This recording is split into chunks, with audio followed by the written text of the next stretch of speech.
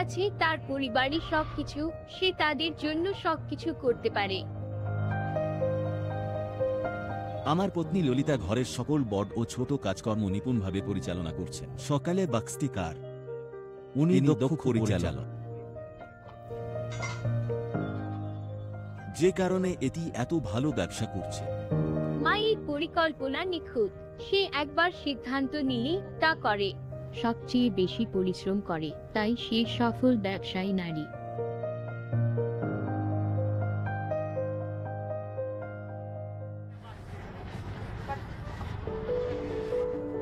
এই ললিতা পাটিল একজন গৃহিণী উদ্যোক্তা এবং ব্রিটানিয়া মারি গোল্ড মাই স্টার্টআপ প্রতিযোগিতার বিজয়ী। তিনি থানে, মহারাষ্ট্রে নিজের 10 লাখ টাকা দিয়ে ঘরচি 8-1 রেস্টুরেন্টে একটি ছোট ব্যবসা শুরু করেছিলেন। ঘরচি 8 ফান্ড মানে বাড়ি থেকে দূরে থাকা মানুষ পিজিতে থাকা ছেলে মেয়েদের মতোই বাড়ি ছেড়ে এত দূরে চলে আসে যাতে তারা বাড়িতে রান্না করা খাবার পায়, খিচুড়ি। কিন্তু এই শুরুটা এত সহজ ছিল না। ললিতা প্রতিযোগিতায় জয়ী হওয়ার আগে অনেক সমস্যার সম্মুখীন হয়েছিলেন, কিন্তু সে থেমে থাকেনি। সে শুধু তার লক্ষ্যের দিকে এগিয়ে যেতে থাকে।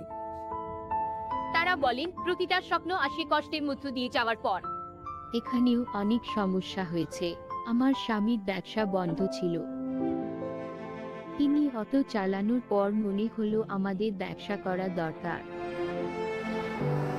আমি ব্রিটেন মানি ওয়ার্ল্ডের একটি বিজ্ঞাপন দেখেছি যেখানে সমস্ত গৃহিণী তাদের ধারণা ভাগ করে নেওয়ার এবং সমস্ত লোক থেকে মুক্তি পাওয়ার সুযোগ ছিল।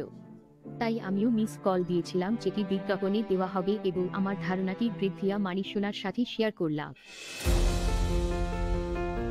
যখন আমার নাম ঘোষণা করা হয় আমি একেবারে ভয় পেয়ে উঠে দাঁড়ালাম এবং কাঁদতে লাগলাম। এটা আমার জন্য খুবই আবেগপূর্ণ মুহূর্ত ছিল, কারণ 10 লাখ টাকা অনেক বড়। গৃহিণীর দক্ষতা পরিচালনার উপায়। একজন গৃহিণী যেমন ব্যবস্থাপনা বুঝেন, আমিও তেমনই দক্ষতা সম্পর্কে অবগত।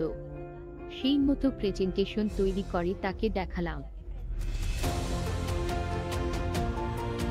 মানুষ যদি ঘরচি ইয়ামান্ডিকে পছন্দ করে তাহলে নতুন শাখা খোলা বা ভোটাধিকার দেওয়া সম্ভব। প্রতিটি মহিলা ব্যবসায়ী হতে পারেন বা না পারেন, প্রতিটি গৃহিণী অবশ্যই একজন ব্যবসায়ী মহিলা হতে পারেন।